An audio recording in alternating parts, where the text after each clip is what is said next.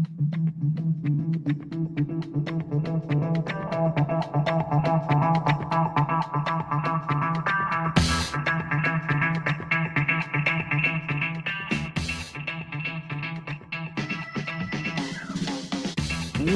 is up, Buffalo Fanatics? Z-Bot, Rico.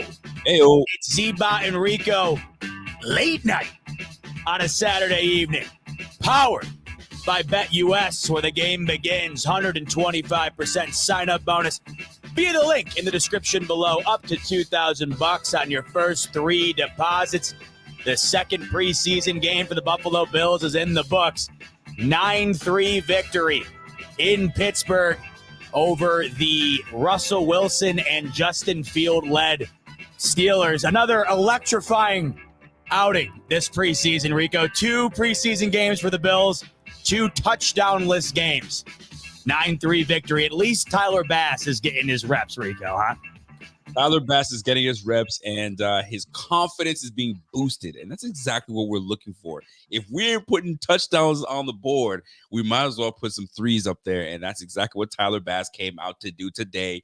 Nothing huge. Everything was under 50, but nonetheless, confidence is being boosted right now, and that's what we want. We want his confidence to be up, so when the moment comes where we need him, if we ain't putting up any touchdowns, you got to nail your field goals, and that he did. So I'm excited about that part. That's something we could build off of. So what were your thoughts on this week 2 preseason fiesta?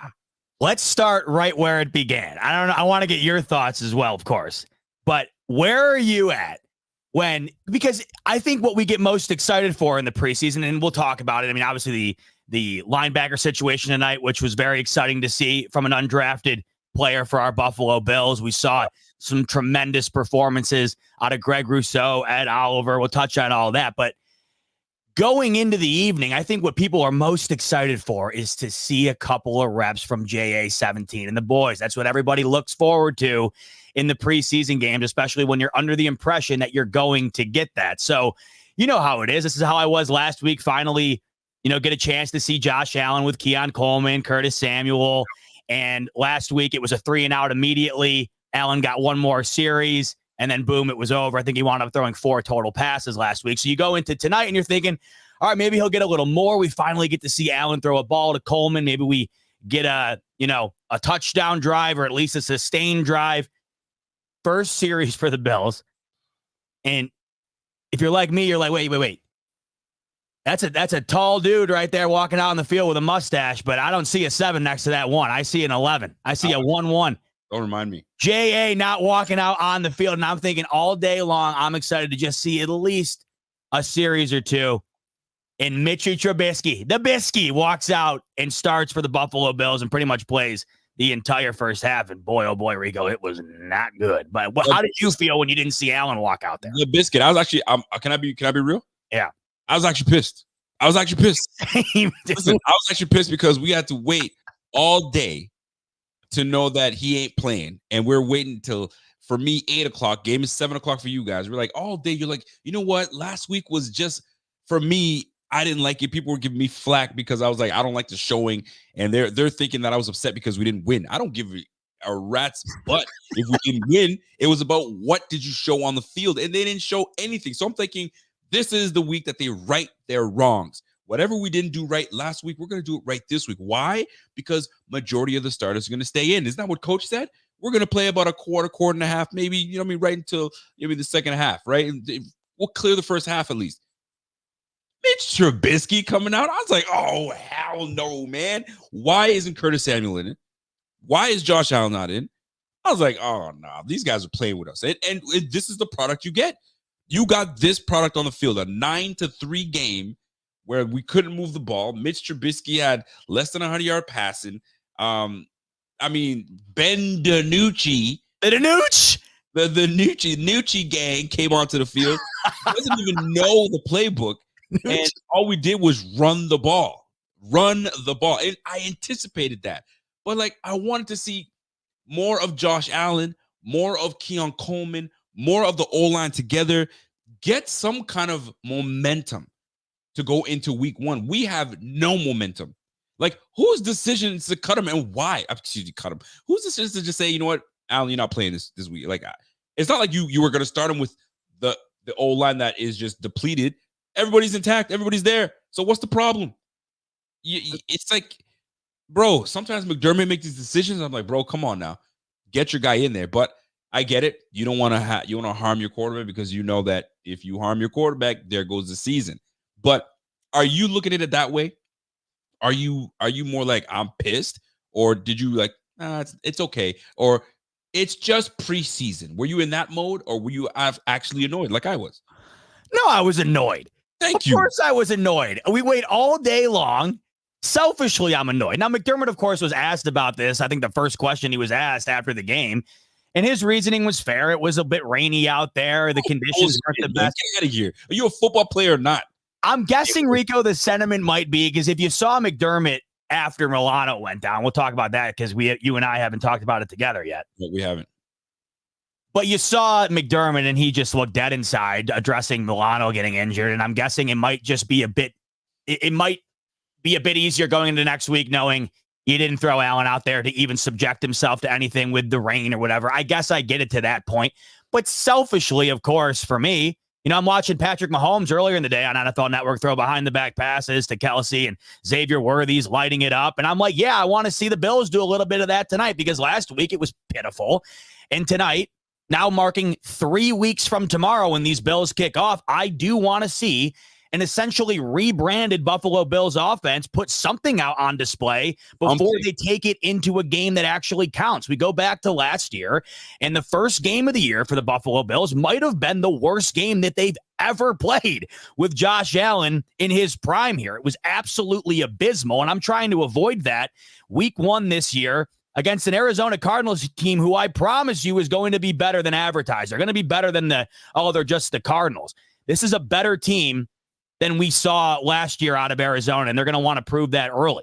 Now, I'm not saying the Bills aren't supposed to be the favorite, should be the favorite. It's at home. They should win that game. But Tone Bannister wants to know, why are you comparing us to the Chiefs? Why? How come every time even when I just utter the word Chiefs, everyone just gets absolutely all in my face? My point was, I'm watching the Chiefs earlier. I'm not comparing anybody. I'm saying Chiefs fans must have had a ball today watching Worthy ball out. You throw him behind the back passes. I just wanted to see a little bit of something tonight, and we didn't get to see anything. And, Pierre made this point earlier when Rico and him and Rico, Pierre, Bobby, and I were all talking earlier. And he's like, we have no preparation going into the first week. Now, normally I'd be fine with that when you have the veteran presence that the Bills used to have and you had the camaraderie built throughout multiple years of being together. This offense is brand new, essentially. And if it's not brand new, it's filled with guys who are in their second or third year. You want to just see a series or two, I suppose. So that's what I was rooting for tonight. And we didn't get that at all. To think we take the preseason too seriously, you couldn't be more wrong, because if you were able to hack into our group message, essentially I was saying, I'm ready to abolish the whole thing. I hate the preseason. All it does is get me anxious and more than likely will piss me off, which one more reason I was pissed off tonight was exactly the reason Rico's pissed off. I wanted to see a little bit of Allen. In fact, Rico, the Steelers fans wanted to see Allen. When Trubisky went out for the first series, the whole crowd booed. When do you ever see the visiting crowd boo because the opponent didn't put out their best player? So, I did want to see Allen tonight. Of course I did.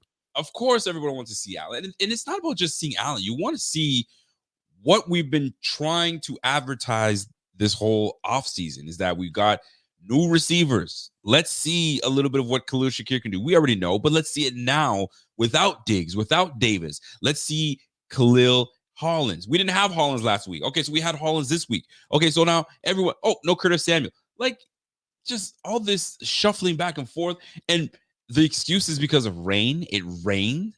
Are you kidding me? Come on, man. Like, listen, these guys play football. They've been playing football forever, and I get it. Well, what if he got hurt? Okay, you know what? He can get hurt in practice. Yeah, see, I'm done with that. After Milano is out for the year hitting a bag, I'm done with. I agree with you completely on that. He get hurt in practice. Look at Kevin Kolb. If we remember Kevin Kolb was running to the field, slips on a mat. There goes his career. You feel me? So like let the man play and let's build some chemistry. And for Kaz Cut, that said something to the nature of it. I'm not even trying to blast you, Cass Cut. What space audio? They weren't booing because of no Allen. They were booing because it was an ex-player. This completely slipped my mind. I forgot. That's why they're booing. Great point, Space Oddity. That completely slipped my mind. He's absolutely right. They're booing because Mr. Trubisky, you were ass when you were with him, you're ass right now. That just goes to show, Rico, how much I wanted Allen out there, though, where I convinced myself that the Steelers were booing because Allen wasn't out there. That's where my mindset was. I'm telling you right now. So Cass Cut says, he said something earlier. I can't find the comment, but he says, you guys take preseason too seriously. You know what? It's not about taking the preseason too seriously, because the preseason is used to condition. It's used to get on the same page with your players. It's used to get playing time for guys that don't get much playing time, to showcase their abilities with a passing quarterback that can actually do stuff for you so you can showcase your skill. So when we go into week 1 and you start seeing the rust from Josh Allen to Keon Coleman, the rust from Josh to Mac Hollins, you'll then go back to like, man, why are they playing that way? Well, you want to know why? Because they didn't get that time against live bullets in preseason.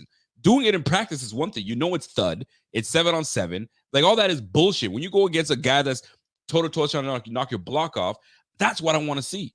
I want to see that type of stuff. So when we go into week 1, we're polished and ready to go. It becomes difficult to kind of get a rhythm if you ain't getting no time with the ones and all that stuff. So, I mean, maybe we are tripping. But if the product is not what it looks like on the field, don't be blaming anybody else. Just blame that, you know what I mean? We didn't get enough time together against live bullets. That's just the way I look at it. We're not taking it serious. It's just logic tells you if it's not great, if it's not a great product, why was it not a great product? Because there's not enough time together on the field to gel. I would have loved to see Hollins, Shakir, all those guys to say, okay, what do we got? Let's put a one play call sheet together to see what it looks like. Instead, we got Mr. freaking Biscuit. And then we got fucking, like, he's going to be cussing. I don't want to cuss. Then you got Ben DiNucci gang out there just handing the ball off. Golly, man. But anyway, we won. And we got to see some good things. We got to see some. Yeah, we did. We did. One last point to the Allen thing, though. It's, look, at the end of the day, let's just call it as it is. The only reason we care right now is because it's the only thing we had going on tonight. That's the only reason we care. I'm not going to care in 2 weeks that Allen didn't play tonight. It'll be easy for me to say, well, if they would have played in the preseason, it might be better, whatever. Selfishly, the only reason we really gave a shit is because tonight we wanted to just see it for our own self-satisfaction, and we didn't see it. I don't think Allen not playing tonight is going to, ultimately affect the regular season really at all. But with that said, I do think that there is value in allowing guys to go out there and play in a real game setting that have not done so before. And I was hoping to see a bit of that tonight, because what we did see tonight, I think from an offensive perspective, is a lot of what we can expect to see, hopefully, from the ground game. So at least that point of it, I think we got a lot of solid takeaway in terms of offensive line getting a good push for these running backs, several different running backs getting involved and getting off the line quick, getting a chunk play or two with seemingly every series on the ground, sometimes a couple per series. Yep. So you liked all those things. You just wanted to see it mixed in a bit more with Allen. But once again, it is what it is. Exactly right. You get it. So you'd rather have a quarterback like in the position of not being out there because you want to protect him than what the hell the Steelers got going on, where you got to give both these guys a half and then send up a prayer, basically hoping somebody answers it and gives you a direction as to where you want to go. Because as it stands right now in Pittsburgh, it's anybody's guess, and I think either guess is probably going to be a tough year for the Pittsburgh Steelers. It's going to be. It looked like it was going to be a tough year, so we're going to see how that all plays out. But you were saying something earlier is that players that stepped up, and there's one player that must have said, Father Lord, when I go out into this field, guide me, let me make the right decisions, let me stand out, let me do what I need to do, because Joe and freaking Andreessen came out like a man on fire today. How about that? And got the starting nod from Coach McDermott and Bobby Babich, and Bobby must have seen something from this brother and said, you're starting today, and I want to see what you got. Let's see what you can make of yourself against the starters, against the Pittsburgh Steelers. That boy Andreessen came through with 12 total tackles today. 12 total tackles, 7 solo. He had a beautiful open field tackle on the sideline. And then to boot, 2 tackles for loss. Nothing One on fourth down to shut down a drive, Rico. buddy. Nothing sweeter. Nothing more. What's the word I'm looking for? Nothing more. Uplifting? Because that's how it felt. You could say uplifting and more satisfying. Nothing more satisfying than your back is against the wall. You got pretty much no chance to make this team, and coach says you're up, and now you're like, oh snap! And you know what? There's a clip. I'm gonna I think I have it here, so I'm gonna play a clip for you guys when Mr. Andreessen found out that he was starting. So listen to this clip here, and I'll play it for you guys. Tell me if you guys can hear it. A lot to improve on. Can you hear that? So I'm just gonna watch the film and try and improve on it. What was the feeling when you learned you were going to get the start today? Obviously, a Buffalo kid.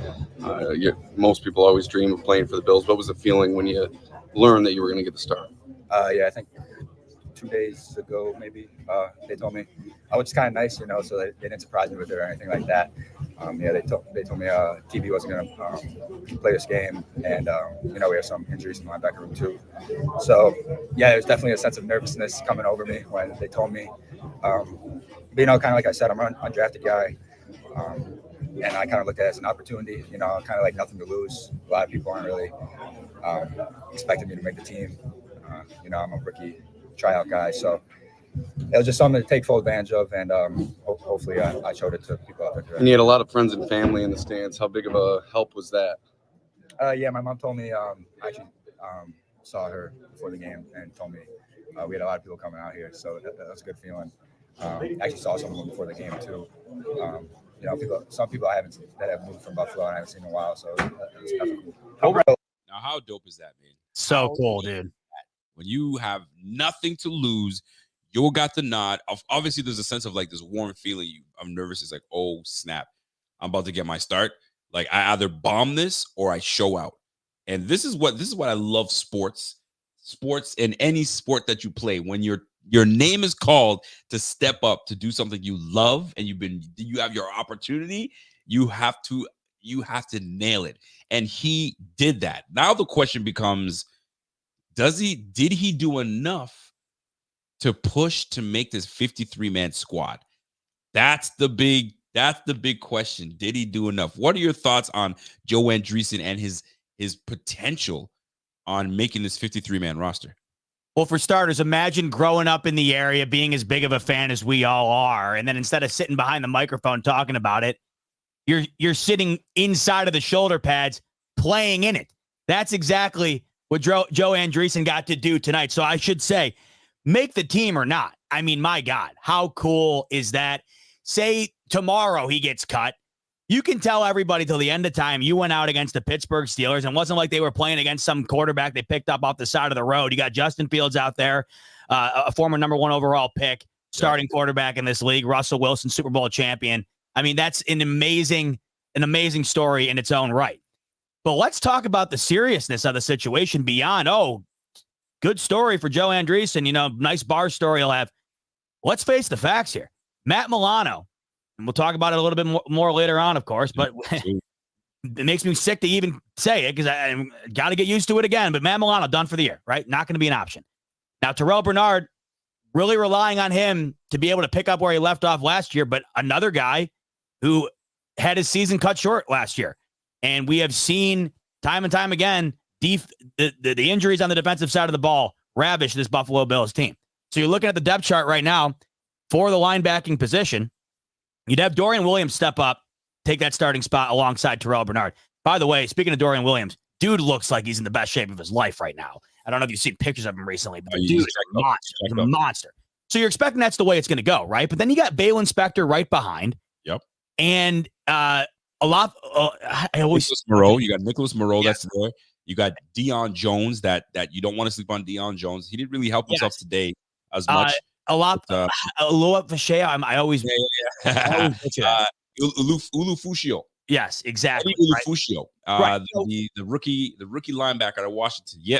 Yes. He's absolutely got an absolute opportunity to make the squad for sure. Right. So you look at what's kind of sitting around waiting to be implemented in the absence of Matt Milano. And you take a look and you're thinking to yourself, why not Joe Andreessen? It's not like there's a set in stone locked up spot that's going to be taken without the consideration of a guy that went out there tonight and absolutely balled out. Now, it could just be a one-off. It could be an incredible story that was, capitalized on this evening and an opportunity.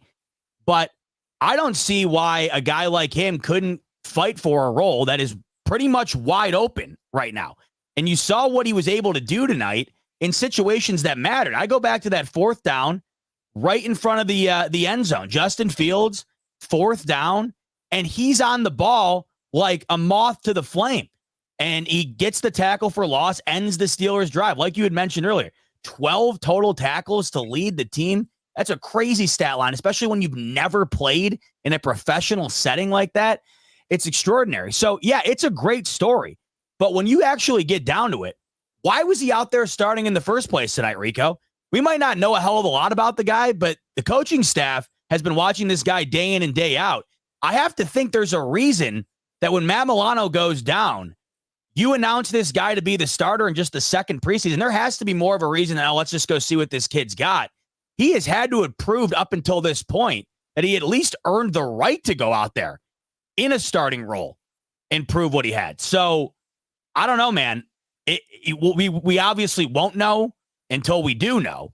But all we do know right now is the guy got one start and he took absolutely full advantage of it. If there's one thing about the preseason that I enjoy and that makes you want to keep it around, it's stuff like this. Because a guy like Andreessen would never have a prayer making the team if it weren't for nights like this. Now we're sitting here talking about it, and I don't think it's a crazy thing to say that we could see this guy suit up for the Buffalo Bills in the regular season, especially when you factor in the amount of injuries that this team has sustained on defense and has already sustained at that position. Like I mentioned, Terrell Bernard coming off injury, Matt Milano already done again, and Balin Spector deals with injuries all the time, and he's currently on a questionable list. If we had a game this weekend, he would also be on the questionable list. So I don't think it's a crazy thing to anticipate. Rico, what about you? It's not a crazy thing, and this is the thing, man. They could have easily went with Deion Jones, the savvy vet that's had great success in his career. They could have easily just said, you know what, Terrell, I'll let you play a little bit out. Dorian Williams, you're going to play a lot more. They said, Joe Andreessen, you're going to start. We're going to sprinkle you in. It wasn't about that. You're starting, and let's see what you got. And the one thing that you got to love about Coach McDermott, you got to love this about him. If you can show that you can play, you're going to play.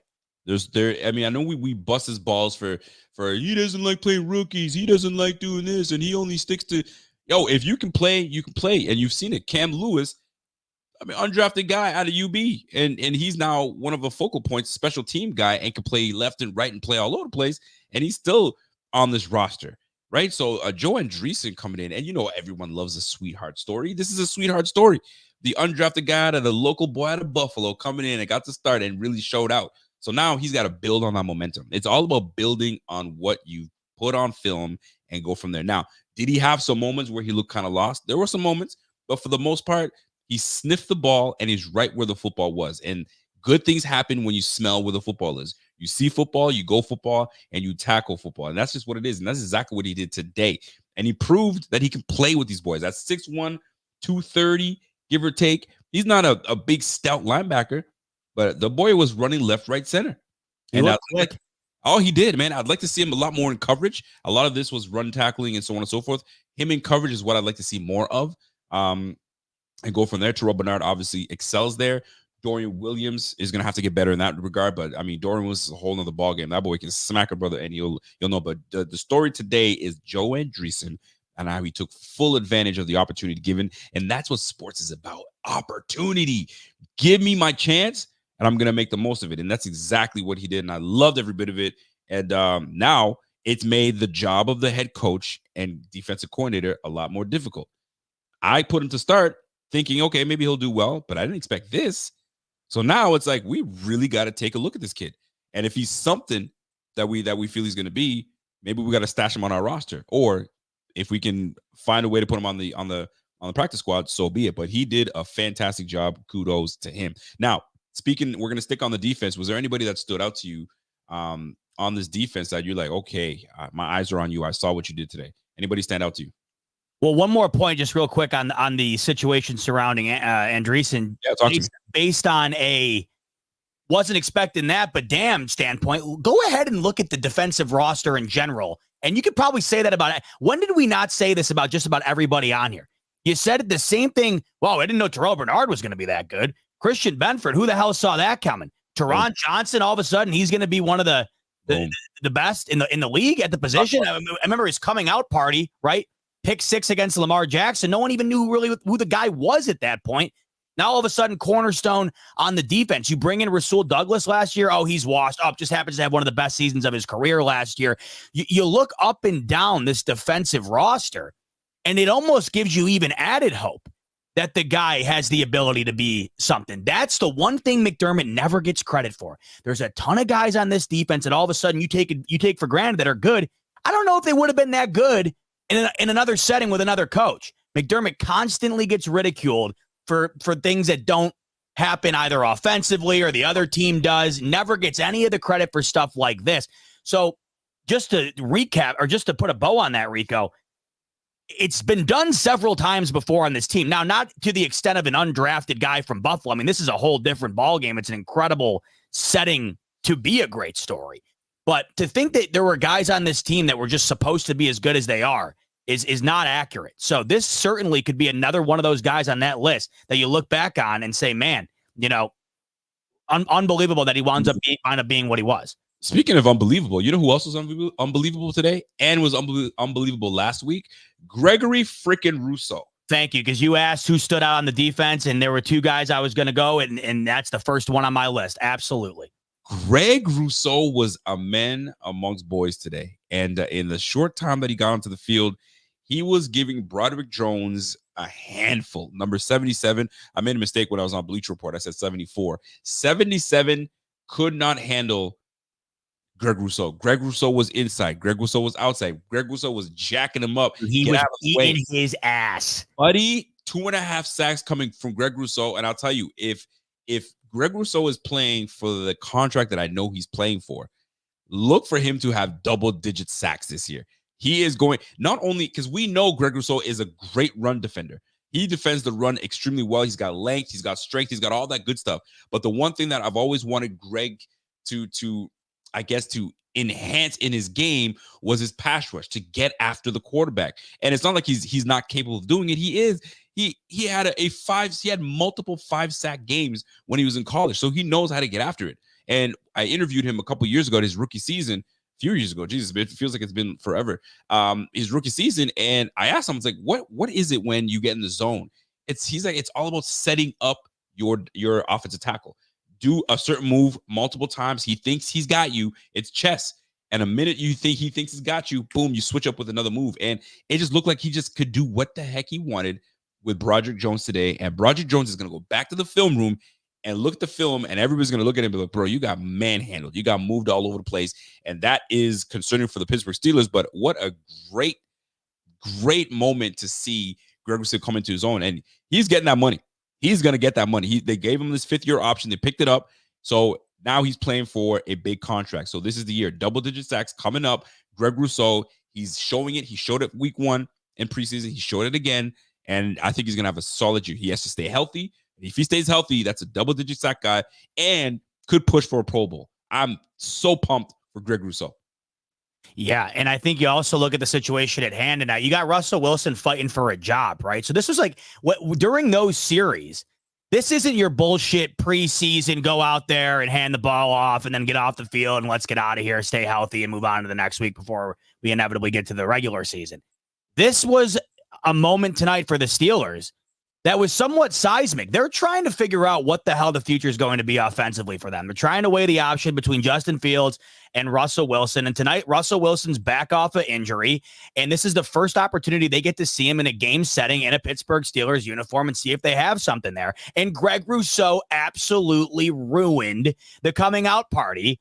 He did. For Russell Wilson at 2.5 sacks in a brief stint out there. He made Russell Wilson look like the Denver Broncos iteration of Russell Wilson that Sean Payton couldn't get rid of fast enough. He absolutely blew up the offensive line. I'm talking manhandle. It looked like me playing offensive line out there.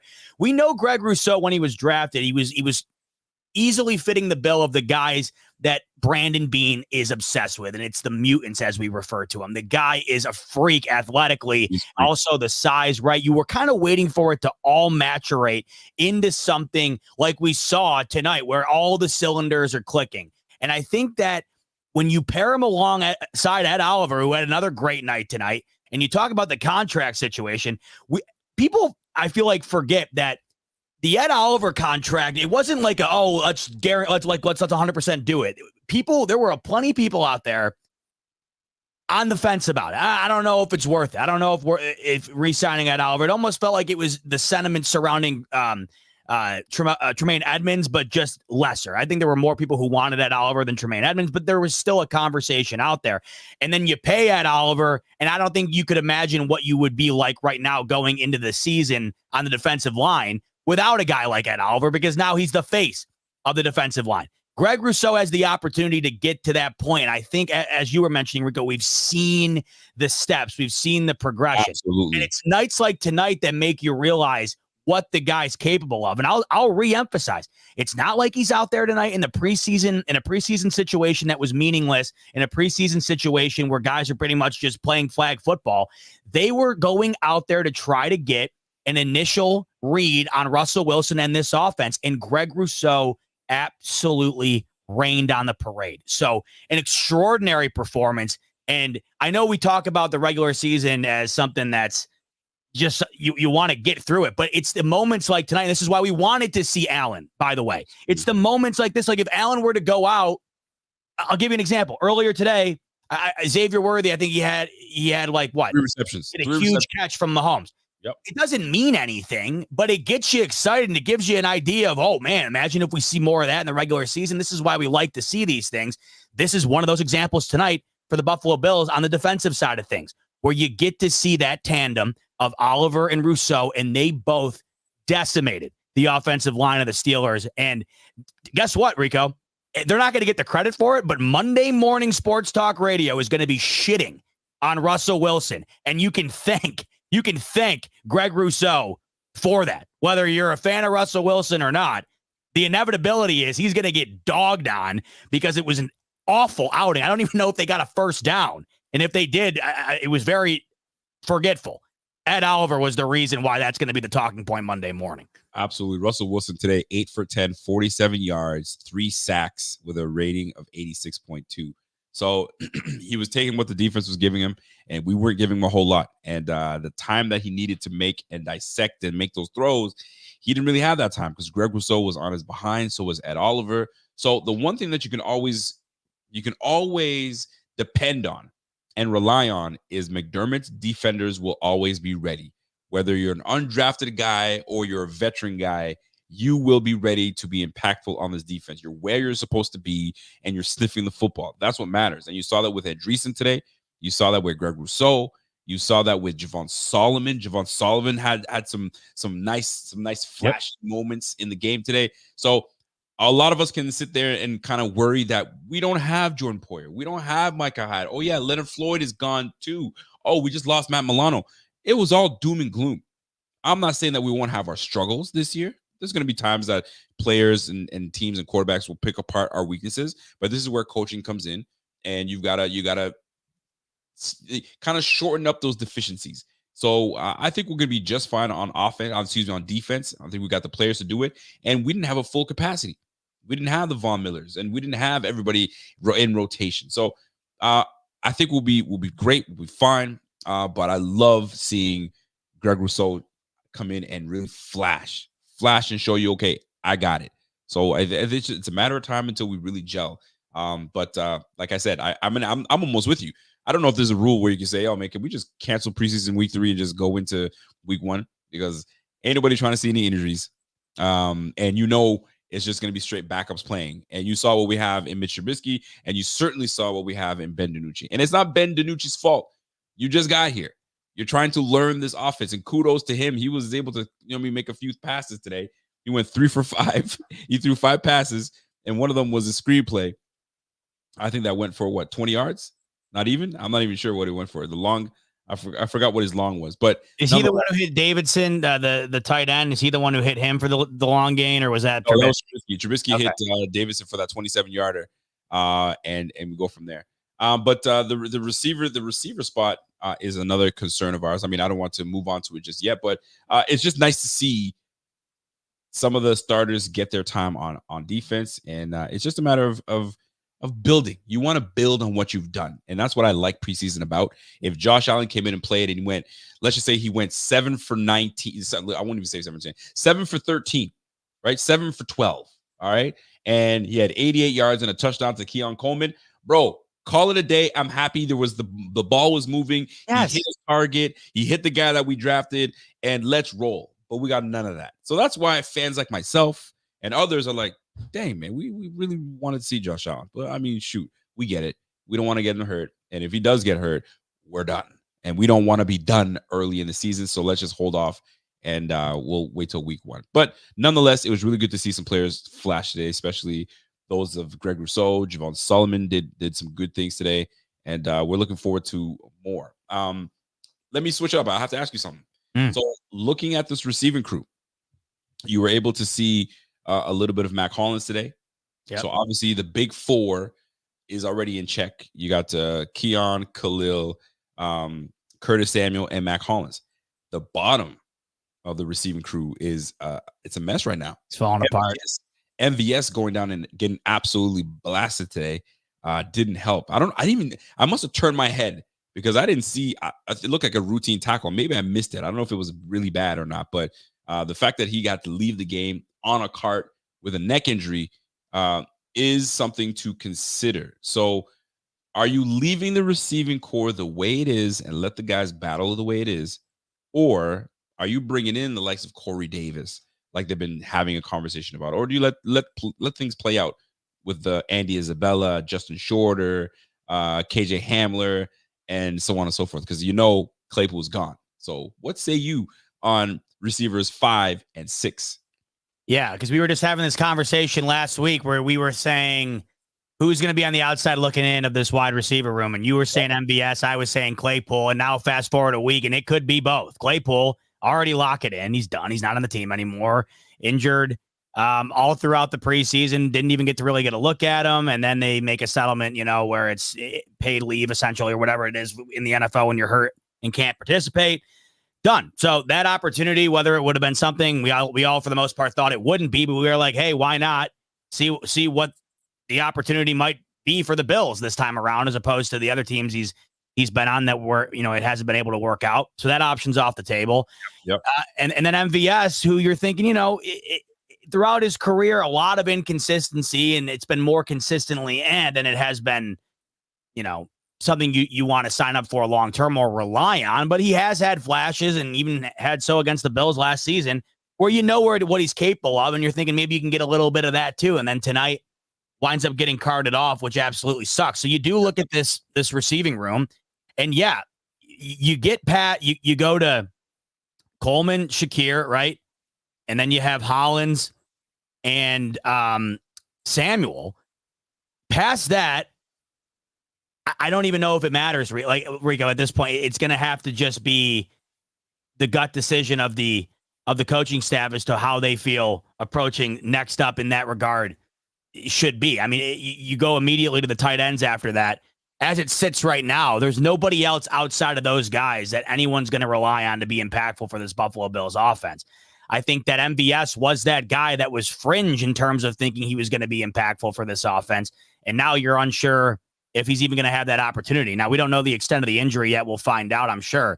But nonetheless, a neck injury to where you get carted off 3 weeks before the season, not a good sign. Yep. And it wasn't even like it was a guarantee that he was going to be in the fold as it was anyways. So I do like the top of it. I really love the tight end situation. I'm just wondering, Rico, if what we saw tonight, which was a hell of a lot of running, is going to be once again the focal point for Joe Brady, as it was last year when he took over coaching this Buffalo Bills offense. I think a lot of 2 tight end sets. The Bills were probably the best in the league in running that set last year when they did. They did it more than they ever had last year, and it was successful. And I have a feeling Joe Brady will build on that in Kincaid's second year. And, even though you did draft Kincaid, we still know that Dawson Knox can still be a hell of a contributor for this offense, especially this year when he's going to have to be. You don't have the ability to have a luxury of going from one tight end to the other and hoping one's, efficient and maybe you get a little bit out of somebody else or vice versa. Both those guys are going to have to be impactful. So honestly, Rico, looking at the lower end of the wide receiver room right now, I mean, it would just be a lot of hearsay. We're going to have to pray to God that the top of that room stays healthy, and you're going to have to pray that Kincaid makes another big leap in his second year. You're going to have to pray James Cook has another 1,000 yards in him and contributes more in the pass game than he did last year. And This is why I've been arguing that I think, despite him coming out and saying he doesn't love it, this is why I think Josh Allen will probably run more than maybe he ever has this season. I don't know how he couldn't. I think he's going to have to, because if even one domino falls offensively, Rico, on the wide receiver side of things, I don't know as it stands right now who would be the next guy to step up, especially if MVS isn't in the fold after this injury. It is going to be a tough one. So, and this is why these preseason games are important. And this is why, for especially the bottom tier guys like Tyrell Shavers and all those good guys, this is why you need a quarterback that can sling the rock. And this is tough for guys that are trying to make this team when you have a quarterback that just brought here. So you got to make the most of it. You got to make the best of it. And hopefully these guys do.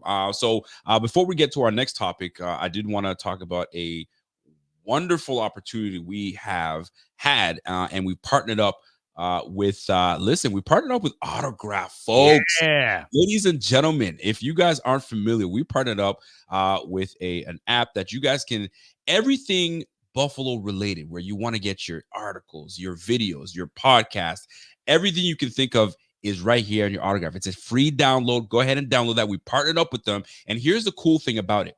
With this partnership, you're able to earn fan coins. And by doing that, by integrating and interacting with this app, you're able to collect these fan points, and you're able to get merch, tickets, memorabilia, any of those things. I think it's a cool thing. And here's the biggest thing, right?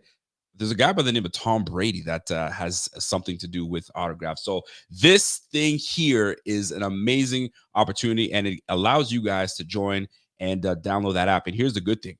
When you do download up and you want to collect your fan points, all that good stuff, use the code Buffalo Fanatics. It's that simple. It's that great. We've joined with these guys, our new sponsor partners. This is massive. So go ahead and download that app, Autograph, and all your PlayStation, PlayStation. You got me saying PlayStation, and all your apps you can download. And the link is actually in the description. So go ahead and jump into that. So that being said, my guy. By the way, I just want to say, Rico, check it out. The link's down below.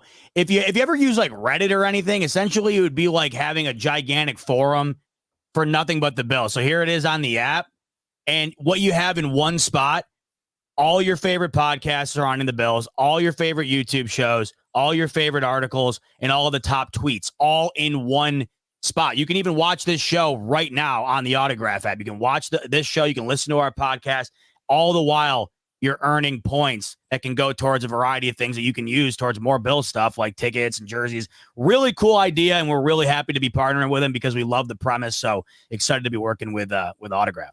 Awesome app. So go ahead and download that, fellas. Listen, we got to talk about the elephant in the room, my guy. We haven't had a chance to really dive into this. Listen, there's no way about it. I know some of us have come to grips with it. We get it. It's over with. Matt Milano out for a significant amount of time, maybe the season, maybe he returns in December/January, depending on how he heals. I haven't had your thoughts on the loss of Matt Milano. Are we doomed without Matt Milano? We're certainly not doomed, but man, is it a major blow to this team, to this fan base. I had said the other day when it first happened, first of all, the worst part about it is the fact that there's guys in this league that are so good that just cannot for the life of them avoid the injury bug. I don't know what it is, but there's some guys that just cannot seem to stay away from it. It is a tragedy. I mean, you look at Matt Milano, and he's had an injury almost every single year, and it's gotten progressively worse to the point where last year it was 3/4 of the season, and then this year more than likely will be the entire season, because I think even if he is ready to come back, we saw what that looked like with Von Miller last year. We saw what that looked like to some extent with Tre'Davious White. Like, it's just not probably going to be in the cards, in my opinion, unless they get to the point in the playoffs where he is fully ready to go and they wind up taking a crack at it. But either way, you're going to be playing all the way until probably at least late December before it's even an opportunity. And the fact that it's a different type of injury now, you go an entire year rehabbing one just to have to do it again. I feel absolutely awful for the guy. Once he had finally gotten to the point, Rico, where he had reached enough, I don't know if notoriety is the right word, because he certainly had notoriety in Buffalo, but national notoriety to the point where people were starting to understand that Matt Milano was one of the best linebackers in this league, earning an all-pro bid the year before last. And then all of a sudden, after that, going into your prime years, you then miss the majority of all of last season and now this year, and you know how it goes, getting another 2 years behind you without playing, getting older with the injury history. It's absolutely tragic. You never want to see it happen to anybody, but when it happens to a guy like this, who everybody in Buffalo loves, who this team rallies around, you saw what I thought was the most pertinent example, or there's two rather, of how much this guy means to the team. Let's go back to last year when he goes down in that Jacksonville game. I don't know if you remember, but it just felt like the air just, it evaporated. Yep. Not only in the stadium in London, but at home as well. And you could tell by the team and the way that they played, the vibe was entirely off. They played awful that game. They weren't playing great up until the injury. It was twice as bad afterwards. And you could just feel the presence of him not being there. And then earlier this past week, when Deion Dawkins had the news broken to him, you saw it hit him right over the face. A reporter broke the news to him. He just seemed devastated. Yep. Sean McDermott as well, talking about it at the podium. He seemed like he just saw a ghost. So it absolutely sucks. I feel like this about Matt Milano, Rico. I feel like he's the Josh Allen of the defense in terms of when he's out there, you know you're in good hands. You feel confident about their ability to succeed every single play. When he's not, it feels dramatically different. Now, I had said the defense, you're much more likely to be able to overcome a loss like Matt Milano because of the offense being so centered around the quarterback. But my point being, the vibe, the energy, I don't know how else to describe it. It just feels different. It's almost like his energy is very palpable when he's on the field, and it's even more palpable when he's not, because even though the defense has succeeded without him, you just know how much more of an enforcer the Bills defense feels like when he is out there. He's the leader of the defense. He's the captain of the defense, and ultimately one of, if not the best player on the defense, Rico. Tragic that we lose Matt Milano again this upcoming season. It is tragic, but on the bright side, we've learned to play without, and it has forced players to step up. It's forced Terrell Bernard to step up, and it is now going to force Dorian Williams to step up sooner than he anticipated that he would. But nonetheless, we drafted him in the 3rd round for a reason. And Brandon Beane also understands this is a player that is, how old is he? He's not 30 yet. I think he's actually 30 on the dot. He's 30 on the dot. And a lot of questions now come to mind. Is he done in Buffalo? Does it make sense for him to be done in Buffalo? Do you want to see him in another uniform? But the problem is, you can't take a chance on paying this man if he can't stay healthy. And that's the bad part, right? So I looked up like the history of it. If you look at this little diagram here, a lot of his injuries are one-sided, right? You've got October 4th, he had a chest injury in 2020. In 2024, obviously he tore his biceps, so that puts him on the injured reserve. Maybe he comes back in December, depending on how he does. He had a muscle sprain in 2022, abdominal pull, and then obviously he had the tibia, he had the MCL. I mean, look at, he's had his injuries along the year, and this is the 2nd straight year that we do not have our linebacker, and we've learned to adapt and play without. It sucks because you've heard me say it multiple times that this was the group that I was looking most forward to watching together play, and that, like you said, super deflating to see that happen. But I mean, listen. Sometimes these things happen, and it allows you to obviously develop somebody, and sometimes you got to develop someone quicker. And look, Matt Milano being out has now got everybody talking about Joe Andreessen. I'm not saying Joe Andreessen is the next Matt Milano, but the fact of the matter is this: next man up, and that's exactly what happened. So my question, though, the tough question: what do you do with Matt Milano next year? Is this something that are you considering? Do you bring him back? Number one. And I'm about to take a look at his contract because He's signed through 2026, I believe. So he'll be back next year, I would imagine. Because they just extended him, 2 years ago? That's why I wanted to look up. I just wanted to double check and see what they're saying about it. But I bring this up because I've seen some conversations about Milano, and they're saying, hey, Milano's career is done. I've seen it multiple times. Yep. He's done. He's absolutely done. And you can't necessarily say that because but there's a guy by the name of Thomas Davis. And Thomas Davis, extraordinary linebacker, he's had multiple injuries where you think you are done. You are absolutely done. You're not gonna go anywhere. And Thomas Davis must have tore his ACL like 2 or 3 times. It's something wild. And this guy was able to still have a productive career. So you can't really count these types of players out. So Matt Milano being done, I'm not sure I'm ready to follow that trend. But let's play devil's advocate here. Dorian Williams comes out and is an absolute stud, right? Terrell Bernard has a season where he's an all-pro. Now you got Milano coming back.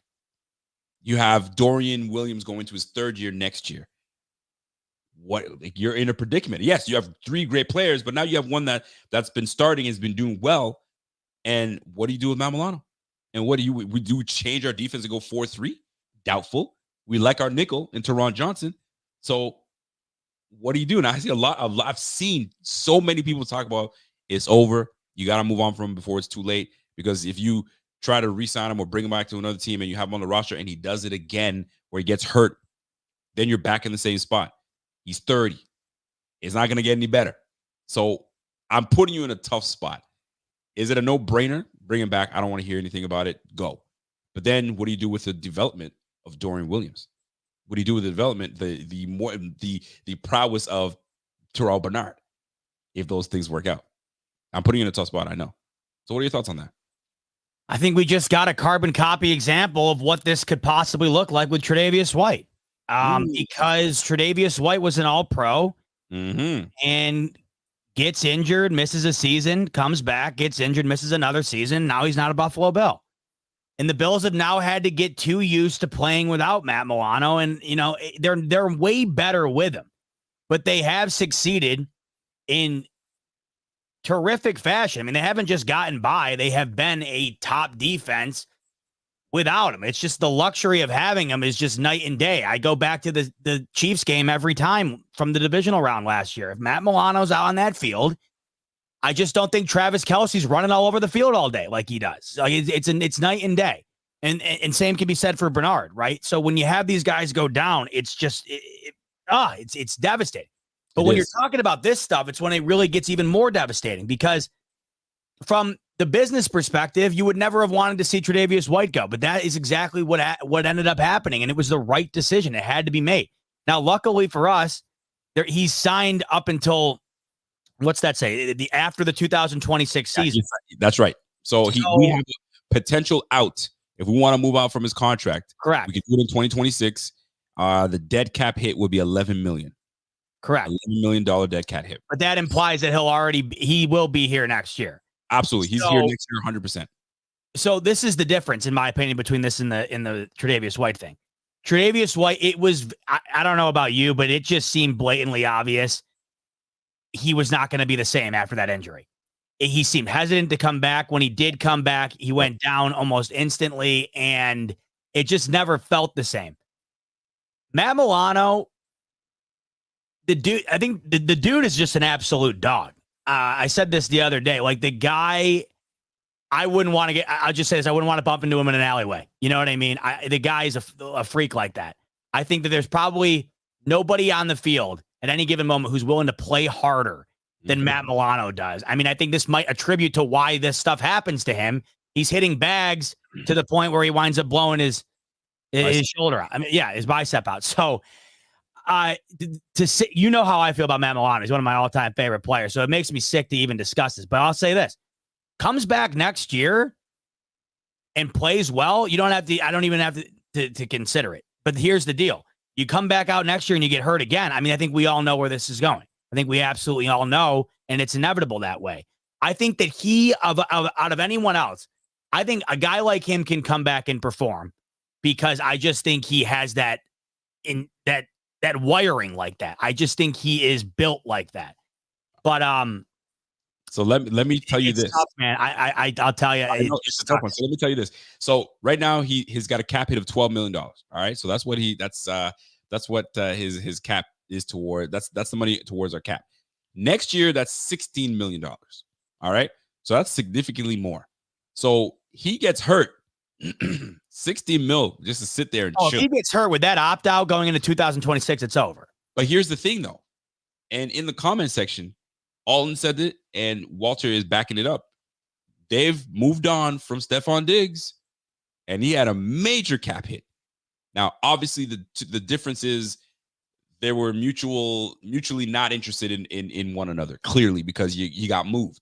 But there was a big dead cap hit that kept on telling fans, bro, that dead cap hit was 31 mil. It ain't happening. He's sticking around. And then here comes Brandon B saying, hold my beer while I move on from this, brother. So now you have to take a chance with Milano and say next year. And this is with the emergence of Dorian Williams. Let's just say Dorian Williams is just an absolute star. Terrell Bernard continues to do the big things. And that duo is just unstoppable. You know he's coming back next year. But now you're like, do I move on from you like I did Trey White? And do I risk another injury? And I'm like, here we go again. So, I mean, that's a Brandon Beane issue. So I think the major difference there is that both parties wanted out in the Diggs situation. I don't think either party wants to either party in this situation doesn't want to separate. So, I don't think him being removed from the team is in jeopardy, at least going into next year because of these injuries. But like I said, next year, if something else happens, I don't know how it isn't the move you make because you have that opt-out going into the following season. So we've seen him be able to come back and perform well. I'm praying for it again, but man, like just the fact that this happened right when we were all getting excited to see him go back out there again, it's the most deflating thing ever. It's tough.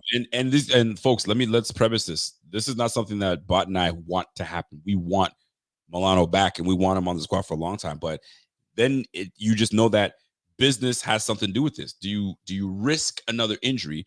And does this player come back the same? I mean, granted, it's not a knee injury, so this is a blessing in disguise. It gives his knee a lot more time to heal. That's by the time December, January hits, he might be tip-top shape, ready to go. You just never know how these things play out. But it will be a topic of conversation. I can promise you that next year, if Dorian Williams is an absolute stud and Terrell Bernard continues to be that guy. So it'll be really interesting to see how that all plays out with Milano and his unfortunate injury. It really sucks. I really wanted to see this guy play this year, man. Dude, how many times did we come on here and just said that's the thing we're most excited for? I mean, I must have said it a million times. Like, super excited for that.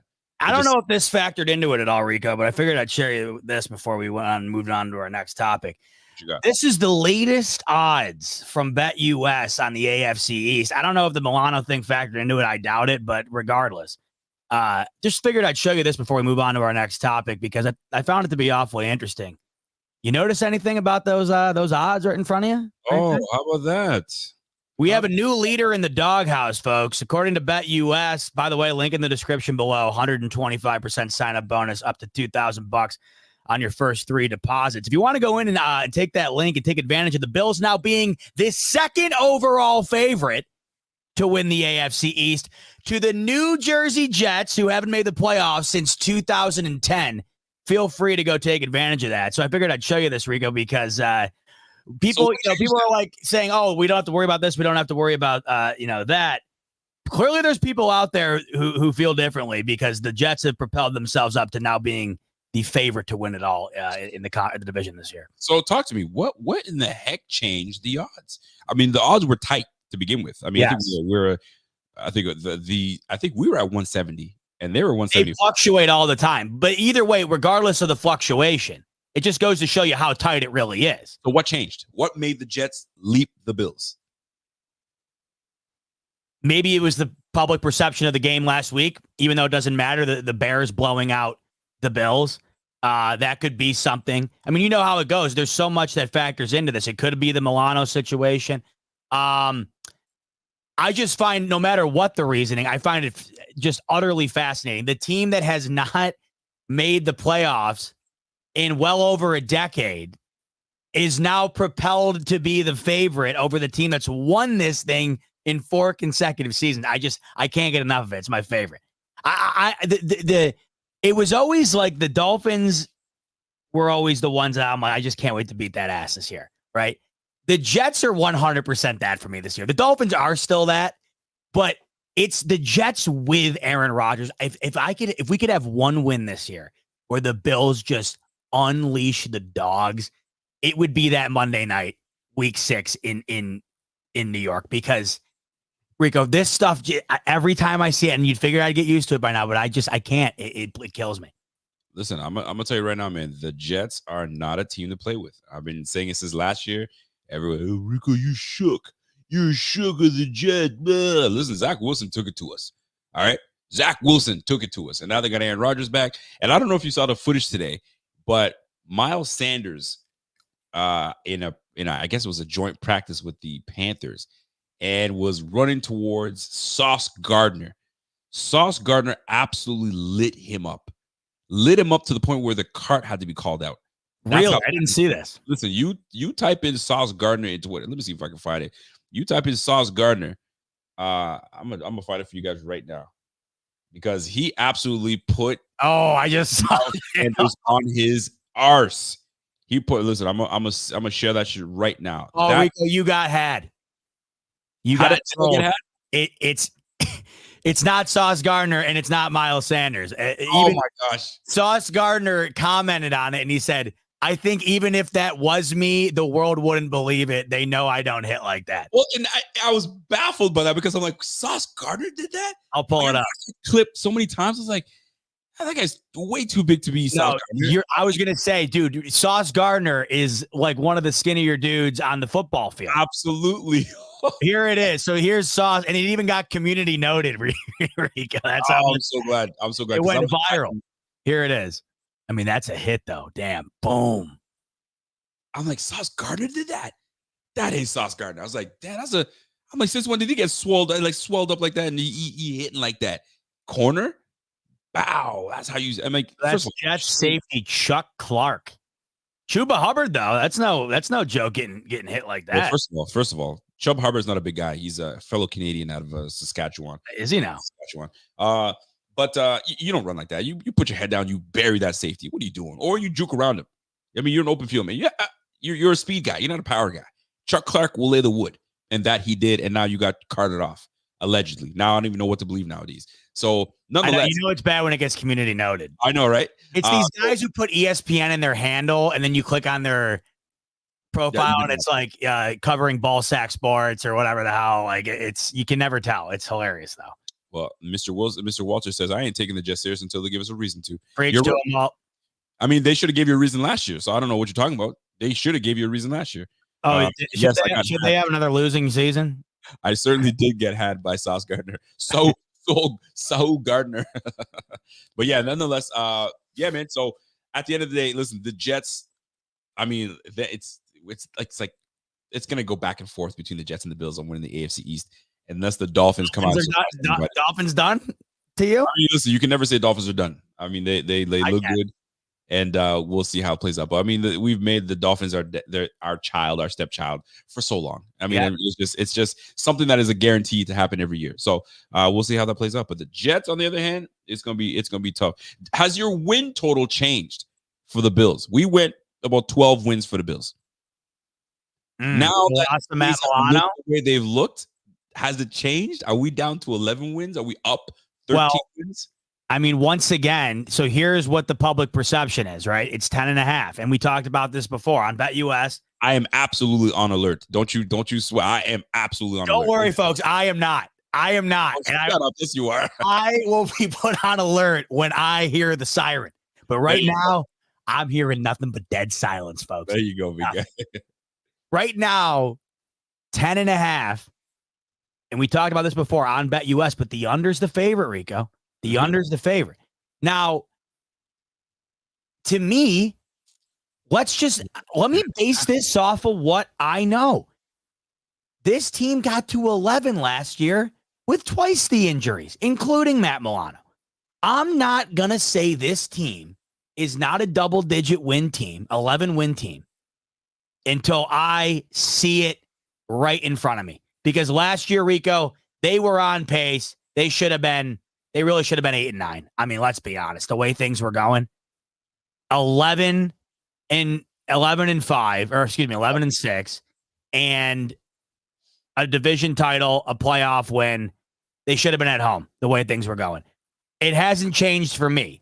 Now, does my anxiety level increase as far as my dependability in the defense and based on one, being able to replicate what they did last year with the injuries, but two, getting the depth to fill the void again? I mean, can we just rely on that? That's another thing. Yeah, that's changed. But the idea that this team isn't going to be capable of getting to 11 wins has not. Has it changed for you? It's changed a little bit.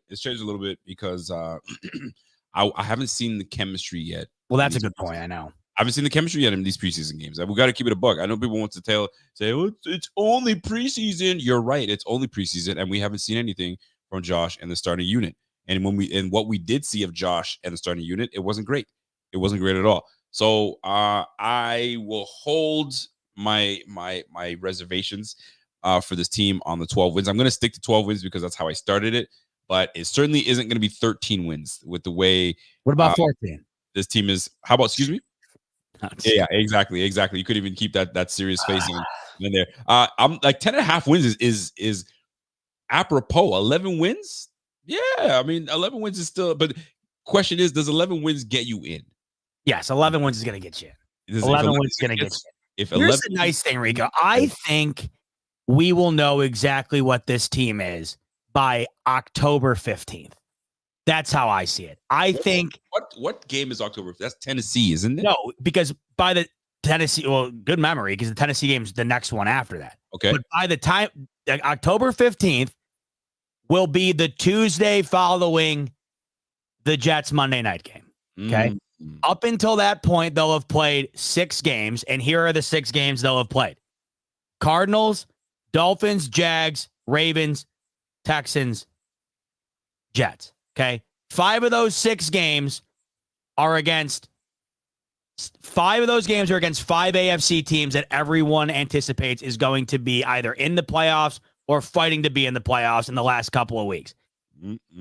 If the Bills succeed through that gauntlet, get ready to rock. If they get walked on, get ready to endure a long season. That's basically how I see it. I don't think, Rico, you could have a better sample size in terms of figuring out what your team's going to be other than that schedule, right? The Dolphins, the Jags, the Ravens, the Texans, the Jets. That's murderer's row in the AFC. Outside of the Chiefs and the Bengals in that mix, you're pretty much playing the top of the totem pole there. You're going to know. So what do you think about that? That is when you like. So listen, what is it? A month ago? When did the schedule come out? In May? It feels like 10 years ago. It's been so long. Then it felt good because of what we anticipated. We back Milano. We were excited. We were excited, right? And we got the dog bag and blah blah blah. Right? Yeah. I'm gonna tell you right now, man. I'm gonna keep it a buck. I don't know. That 10.5 is kind of looking legit to me right now because. So you're an under guy right now. I don't want to be that guy, but I'm gonna be that guy. I think easy. I'm not under. Easy now. Oh, okay. I'm not under. I was anticipating 12 wins, but 11 wins. I think we're about 11. So you're saying they're closer to 10 wins than they are to 13 wins. That's how you. Yes, that's the way I'm looking at it. They're closer to 10 wins before they're even close to sticking to 13. Listen, the first 4 games are still tough. Yes. So a lot of game is not a write-off. It is not. It's not at all. And I don't want people thinking that we sitting here shook, because we're not. But we're also I got to preface, because look at these two bozos that think that we're look at this asshole with his toupee saying the Bills are gonna lose it.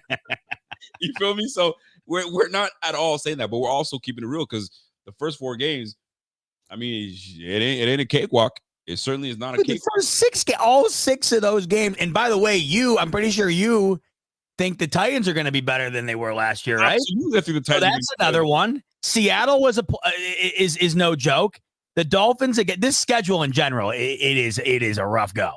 And then the latter half of the year, I mean, yeah, you get your 2 bye weeks essentially with New England. Thank God, even though they blew one of those last year, that was supposed to be a bye week.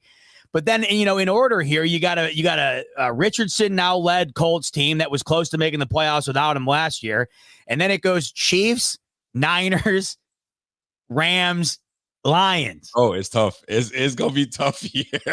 It's gonna be tough here, man. So, yeah, you know, right? I said I'm closer to 10 wins than 13. I absolutely am. My man Walter says, to be fair, we said the same thing, but the opposite order last year. Last season wasn't easy in the beginning and supposed to be tough in the second half. It's true. We did say those things. Okay, who's we? Because they played the Commanders. I don't think anybody was afraid of that. They played the Raiders. I don't think anybody was afraid of that. I wasn't afraid of the Jets week 1, even though I was afraid of I was afraid afterwards of the nightmares it gave me. We were talking about the beginning. The beginning of the year was going to be the tough one, and then it was and then we ended up really doing well. Who said last year the beginning was going to be tough? I mean, who did we start off with? We start with the Jets, the Commanders, the Raiders, the Dolphins. I wasn't fearful of any of that. So I guess the tough part was the middle of the season. I think so. So right now is when we played the Eagles, the Chiefs in the middle of the season, the Bengals. It was the midpoint, I think. Guess what? The midpoint is going to be around. I mean, the season is going to be tough. Oh, Walter was saying the opposite, Rico. He was okay. So he's saying the opposite. He said last year, like this year, it's hard in the beginning. Okay. Last year was easy. All right, that makes sense. Yeah. So yeah, that's accurate. Yeah, that's true. Nonetheless, it's the same conversation we have every year. And thank you, Roger Goodell, you asshole, for making our schedule a tough one. But I mean, at the end of the day, we all know that schedules mean absolutely nothing, because a team that you thought was supposed to do super well end up being total ass. So we see, man, one game at a time. That's how it's gonna come down to. I will say this though, I like clean shaven Josh Allen. Clean shaven. I'm loving this look. He looks. I don't like this aloof looking Josh Allen. I don't like it. I'm loving it. When you look good, you play good, and you can't tell me that you think you look good with the I don't know what kind of what do is he? He's got the hockey hair thing going. Yeah, he's got the flow going. He's got the stash going. He's in it, as the kids say. He's giving an aura. He's giving an aura. He's giving. I love it. I think he looks great. It's giving. It's giving 12 and it's giving 12-5, Rico. To Listen, me, if it's giving 12-5, I'll take 12-5. I mean, it's giving more than whatever the hell Joe Burrow's doing with his neon white hair. I mean, I like this better. That's giving Eminem, and hopefully he's the Eminem of before and not the Eminem of right now. So you're saying it's given an IDGAF type vibe? He just doesn't give a shit. I don't know what it's giving, but we need to talk to his barber and say it's giving get his ass in the seat and get him back to the Josh Allen we know. But maybe he's just doing talk to his barber. He's a good dude. He just clearly hasn't been in there recently. Exactly. I gotta hit the barber up at Chief. I think his name is Chief. I gotta hit the Chief, and bro, call your boy in and do it. By the way, for those that don't know, Josh Allen does not give 2 shits about his haircut. We know that for a fact. We were talking to this barber, and Josh Allen literally just goes in and says, yo, do whatever you need to do and just go. I don't care. Just go. Dude's a farm boy. You think he gives a shit if it's got the part down the middle or whatever? He doesn't give a fuck. He doesn't give 2 shits, man. And that's what you appreciate about Josh Allen. Don't care, of man. Long hair, don't care. What I appreciate. You don't like it.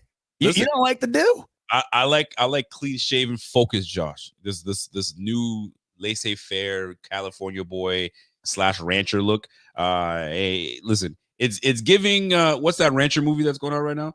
It's giving Twister. No, the one that with the cowboys and all that stuff, and the ranch. Is it called The Ranch? No, what is it? You guys know what I'm talking about. There's a rancher movie that's pretty popular right now on Netflix. It is on Netflix. Somebody will tell me what it is, but it's given that. That's what it's given. It's given that. Speaking of given, What did you think the Bills running back room was given tonight, Rico? Because I was thoroughly impressed with what I saw in that department. I mean, we had your boy Ray Davis, so I know you're a big fan of. You got big expectations for Ray Davis. It's giving Yellowstone. Thank you, Kim. It's giving Yellowstone. First of all, Yellowstone's been on the air. So it's a TV show. TV show. There you go. I think it's been on the air for like a decade. You had me thinking I'm like the box office. I haven't seen a farm on any commercials. Golly, I didn't think it was giving. I don't know, maybe it's not. I don't know. I don't watch that shit. Maybe it is. But anyway, is that what you were thinking of? That it was Yellowstone. She got it. She nailed it. It's giving it as usual.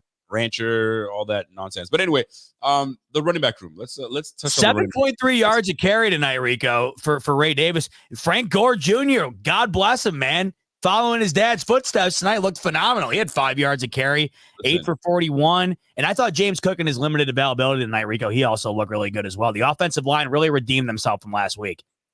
Everybody was eaten today in terms of the run game. Why? Because Ben DiNucci gang was in at quarterback. So we couldn't throw the football. So we had no choice but to run the football. But this is something that we needed. Because the last outing we had, we were poor. We couldn't run the ball for shit. We were getting stuffed. We were combined yardage for both James Cook and Ray Davis were less than 10 yards, for crying out loud. So that's not going to cut it. So obviously Joe Brady decided to say, you know what? We got a new quarterback. If this game is going to be in any type of way where we're going to try to establish something, we got to establish a run because a quarterback does not know the playbook enough, guys. So we've got to help him out. O-line. Kudos to the O-line. The second unit, excellent job. Second and third unit, excellent job. Loved it. We were still opening up lanes. Even Darrington Evans was getting in the action. These boys came in with 167 yards rushing for just shy of 5 yards a pop. That's what I'm talking about. Listen, and we didn't really need any running yards from our quarterback. We didn't have 18 times. This is the Cowboys game reincarnated tonight, Rico, from last year. I'm loving every bit of it. We did 179 yards against the Cowboys. This one here, 167. So 58 yards for my guy, Ray Davis. I know people were saying, man, where's your boy Ray Davis? Well, there he is, bitch. There he is. He was showing you what's really good, man. Don't sleep on Ray Davis. Don't you dare, because he's a baller. And I love Ty Johnson. Ty Johnson. They didn't give him much burn tonight. He had 1 carry today for 6 yards, but he looked really explosive. I'm surprised they didn't get him more touches. But Ray Davis led the day with 8 for 58. Frank Gore 8 for 41 with 5 yards a carry. And we had Darrington Evans kind of sprinkle in, James Cook. So it's really nice to see some of the guys get it. To me, it's a no-brainer. Ray Davis is RB2, not only because he runs the ball well, but because he is someone you can trust in the pass blocking game. Last week, I saw James Cook, a responsibility of the running back. Any running back should know your responsibility is inside, then out. Inside, then out, because the fastest to the quarterback is right through the middle. So you got inside and out. I don't care what your damn responsibility is. If you got a blitzing corner coming and hat on hat, you see everything, then you can slide you over. But you've got to stay inside, then out. James Cook, I don't know if he just didn't want any contact last week, but he allowed the inside guy to just shoot right in and get Josh Allen. No, that cannot happen. Ray Davis, don't play that mess. The minute he sees somebody, he's hat in your chest and he's putting you on your ass. That is what is keeping Ray Davis in the mix and keeping him as clear-cut RB number 2. Ty Johnson is no slouch either. That's your three-headed monster right there. Frank Gore Jr. most likely will be put on the practice squad, and he'll go from there. He had a good outing, but Ray Davis, the name of the game today was Ray Davis and James Cook. James Cook was running really strong today within the tackles. Great job by the run game. 167. That's what you saw today. It's because these guys are running hard. So kudos to the run game. Kudos to the O-line. Aaron Cromer changed things up. He had these boys ready to go. And this was a game of physicality, man. Pittsburgh is not a slouch. They play physical. And we decided to show them who's boss. And we ran the ball down the throats, 167 yards. And I'll take that. How did you feel that? I loved it. I absolutely loved it. It felt like the holes were the main reason why the run game was so efficient. I mean, it just felt like every time that they took a handoff, they had a lane to blast through. And they really took advantage of it. Ray Davis looked great tonight. I was very, very excited about what we saw, especially on that long run there on the outside. Love it. Just great burst, great vision. Really excited about him, Rico. I think for the first time in a long time, I'm equally as excited to see what this team can do on the ground. I loved this so much about this team last year. You know, everybody gets all pissed off if Josh Allen isn't the focal point because it's all he's been. the balance is what got them into the playoffs last year. If they were not able to do what they did on the ground last year, I don't think they got to the point in which they got to. I mean, the only reason Rico, that they were in that game against Kansas City in the divisional round is because they had 40 minutes of possession, I think, to their 20 or something like that. That was the only reason they could hang in with the way the defense was banged up at that time. Last year, we saw Joe Brady finally allow this team to have an identity on offense outside of Josh Allen. And I'm excited to see that for a full season duration this year. And you add Ray Davis into that mix, it's exciting stuff. If this offensive line, I think that this team this year, they're going to go as far as the offensive line allows them. And last year, it allowed them to go to a different spot than they've been under Josh Allen. And I think that this year, if we can get the same, Joe Brady's going to take advantage of it. It's not going to be this BS week in and week out. Well, we wanted to try this. Remember last year, like, oh, we just thought we'd try this or whatever. Oh, we'll just, it felt like as soon as Joe Brady took over, you went with the work in hand. If this was working over here, we're not going to tear it down the following week and fix it. And if it's not working the following week, well, we're going to go with whatever we find is working in this game. And that led. Now, some of these games last year we go were ugly as hell. The Chargers game comes to mind, right? The Patriots game later on in the year. Are you winning at the end of it? Because I don't give a shit otherwise. Get into the playoffs. I mean, we were talking earlier about the win total. Rico, I don't care if they win 9. I don't care if they win 14. Are they going to win in the divisional round? That's all I give 2.5 shits about. So get there, and then let's see what happens. And I think they're going to get there. Listen, it's depending on what they're doing in the run game, and I loved it tonight.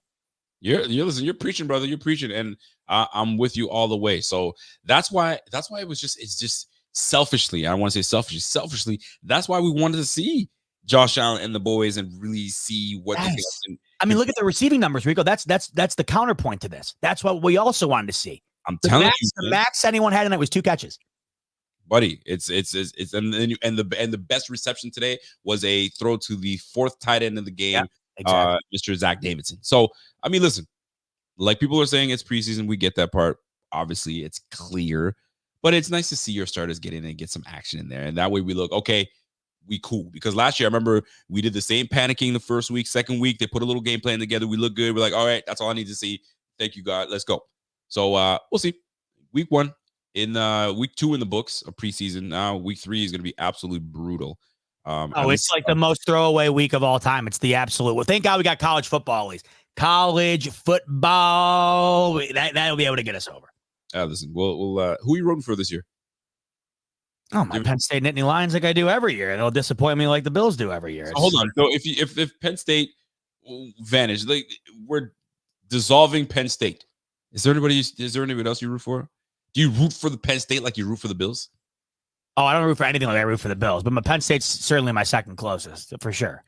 But nothing like the Bills. Maybe Iowa? Would Iowa be your hell no? That'd be the last choice. Nobody in the Big Ten. Screw Iowa, Ohio State, Michigan. I mean, there's teams that I like last year going into the college football playoff. I loved what Washington had going on. I loved Roma Dunze. I loved Michael Penix. It was a new team in the fold. I loved watching them succeed last year. That was great. I always loved watching Oregon just because I think that they're the coolest looking team in the entire college football landscape. But Rico, this year for college football, it's the introduction to the 12-team playoff. I mean, this is going to be potentially one of the most exciting college football years ever. So it's going to be fun as hell. And Penn State finally has a chance to play for something this year because they're never good enough to be in the top 4 at the end of the year. They're good enough to be in the top 12, which is where they almost always finish. So this is where it gets interesting. You're going to have these teams like Penn State, teams that are usually good, really good, even year in and year out, but not elite. And then that's where you get to the dance and you figure things out. And that's where I'm so excited to see where this goes for the future of college football, because it's finally more fair to me in terms of giving all these good teams an opportunity to fight for a championship as opposed to just 4. Love it. I want to show you something. Here, and I want your thoughts on this, because this bothered me today, and I wasn't sure how to feel about it, and I wasn't sure if I was like, if I'm tripping, maybe it was a bad pass, maybe it wasn't. I don't know. We'll see. So I'm sitting here, paying attention to. I don't know if you guys can see this perfect. Oh Jesus God! This almost gave me a heart attack. Oh my God! Let's talk about this for a quick second. All right, because I'm sitting there. This is not a bad pass. At first, I thought it was a bad pass. At first, but it's a bad decision. You gotta have that. You gotta have that. I agree. He chicken armed the shit out of that. You have to have that. You take that thing and you catch that, and you're a big body. You're 6'4", 220. My guy, catch that thing and knock that safety 34 to his ass. He alligator armed the hell out of that.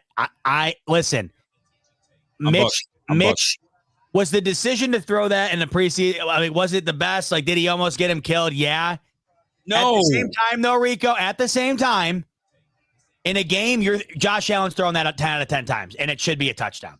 And this is why I wanted to see Josh Allen in this moment. Red zone, let these boys work on it in live bullets, man. Because he's open.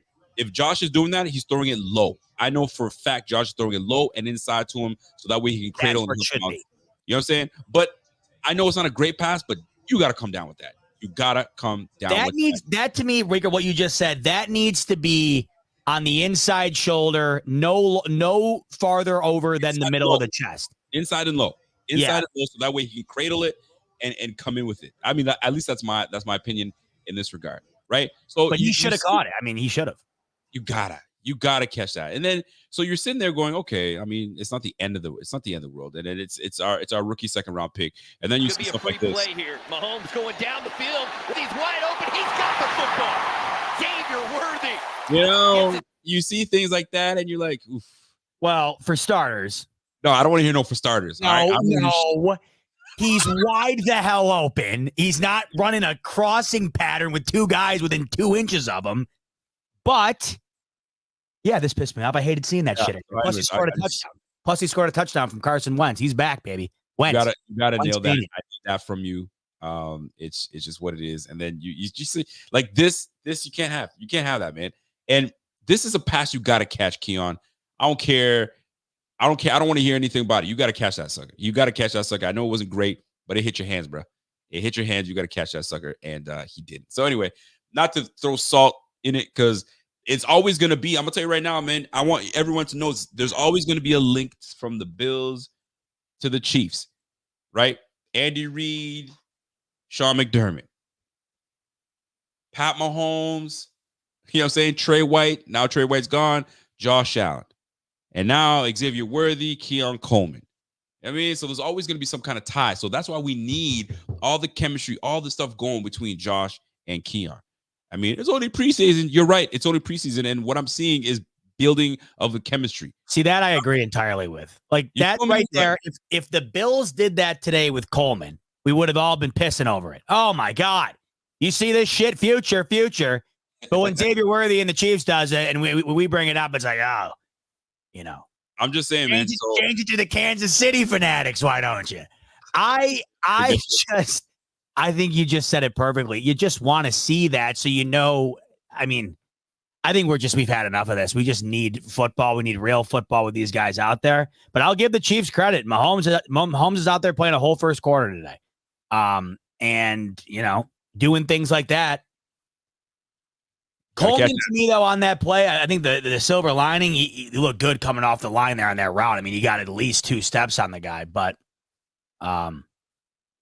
thanks, Grassmaster. You know how many packs it took to get to this golden, buttery, raspy voice? No, I mean, I just I think that I'm not going to get down on that. I mean, I agree with you. You should have caught it. But I personally thought at this point of the year, the idea of him even being the number one guy or at least being in the fold was kind of a pipe dream.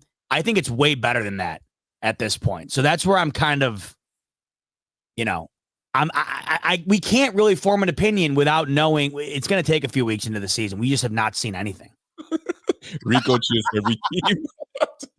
Rico likes football. Rico likes good plays. And we had a play that should have been caught. It should have been in the end zone. And Rico's disappointed. So fuck, what you want me to tell you? This fandom's for everybody. I'm a fan of every team. Hey, it is what it is. So that being said, folks, I mean, shoot, I think we hit pretty much everything we needed to hit. It's preseason at the end of the day, but nonetheless, the Bills go into next week. I forget who we play next week. Probably not. 2 words. Can you guess them? Who knows? KC, what do you got? I was just gonna say, who cares? I was gonna Yeah, say, who cares? Who cares? give me the Cardinals. Give me the Cardinals, please. Yeah. Let's just skip the last whole. But no, I got it right here. They're Rico. They're playing the Panthers. Oh boy! So now we're gonna see Xavier Legette. Well, he probably won't play, so it won't matter. I'm sure Bryce. Well, I wonder if Bryce Young will at all. He should. I mean, in their preseason game, I doubt it. I think they'll put the backups in and just hope nobody gets hurt, and we go from there. I think that's how it's gonna go.